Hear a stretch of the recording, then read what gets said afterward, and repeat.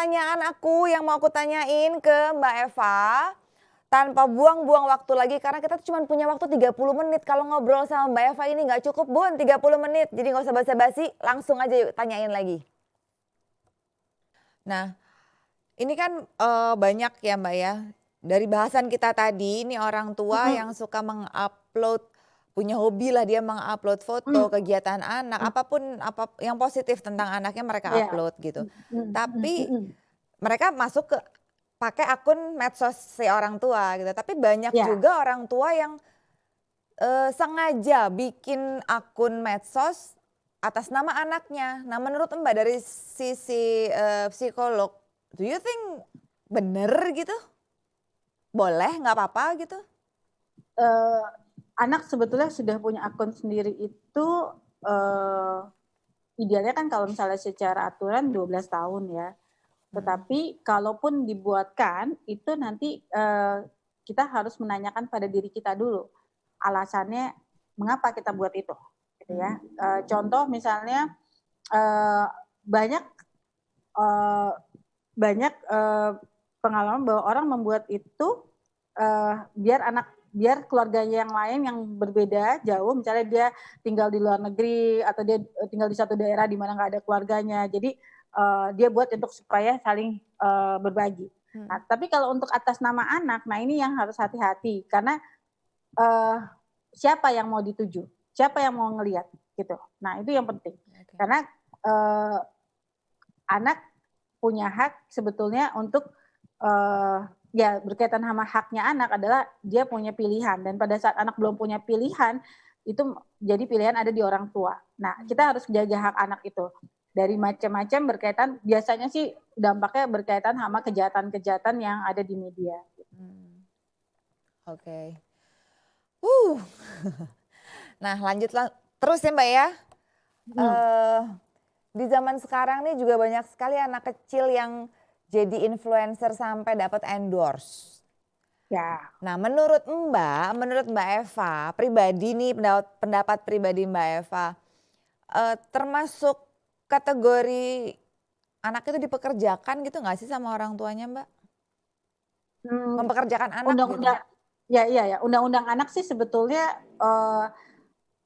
ada batasan bisa dikatakan itu, tapi intinya gini, eee, anak yang dengan akhirnya tadi kan mulai anak tuh kan bisa mulai kayak gitu karena dimulai dulu dari orang tuanya ya. Exactly. Jadi orang tuanya punya personal branding tentang, menjadi parenting influencer atau jadi mommy influencer gitu ya, Mmm, sehingga akhirnya anaknya juga akhirnya tampil gitu, anaknya mhm, akhirnya tampil. mhm, Nah anaknya tampil ini menjadi influencer dan akhirnya mendapatkan ada rezeki di situ, disebut dengan kekerasan ekonomi, mhm, eee, kalau kekerasan ekonomi itu terjadi kalau pada saat anak melakukan itu dalam mengaktivitasnya dia melebihi 3 jam, mmm, 3 jam. Kemudian dilakukan misalnya mengganggu jadwal ritme, eee, kegiatan anak. Misalnya, dilakukan malam hari, ya itu sebetulnya udah tidak boleh. mhm, Nah, yang paling ini adalah, secara ini ya, secara teknisnya adalah berkaitan jam, tidak lebih dari 3 jam, kemudian anak, melakukan sesuatu yang bukan usianya gitu ya, mhm, maksudnya, bukan usianya. Nah, apakah itu sudah masuk pada kekerasan anak berkaitan secara ekonomi, ya kita perlu melihat seberapa anak itu memiliki rutinitas untuk bekerja. Artinya gini, setiap hari harus ada konten, setiap hari harus ada, apa, ada sesuatu yang memang mesti ditampilkan dari anak itu. Nah, pada saat anak itu sudah memiliki jadwal untuk dia keseharian dia di dalam menghasilkan secara ekonomi, itu disebut dengan sudah kita melakukan kekerasan kepada anak secara ekonomi, gitu. oh, oke, Nah, secara psikologis bagaimana anak yang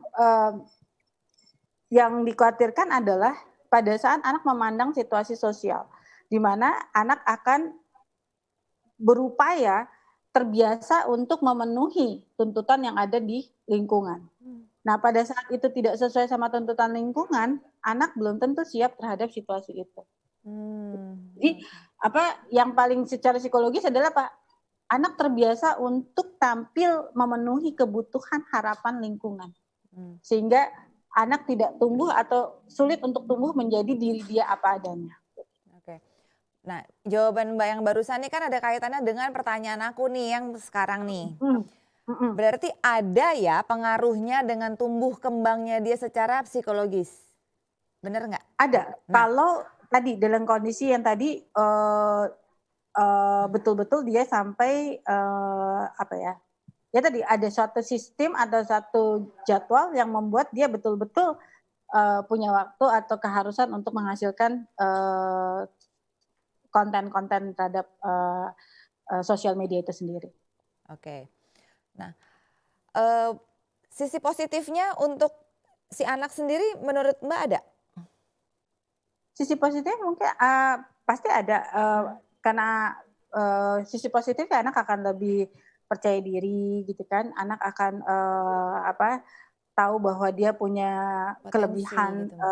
ya potensi, kemudian dia tahu bahwa dia apa yang dia lakukan memberikan kebahagiaan buat orang dan seterusnya. Anak tahu bahwa dia mendapatkan perhatian, tetapi yang memang hasil-hasil riset yang ada, walaupun kita belum meneliti, tapi riset-riset yang ada di internasional menunjukkan bahwa lebih banyak negatif ke depannya pada usia dia dewasa.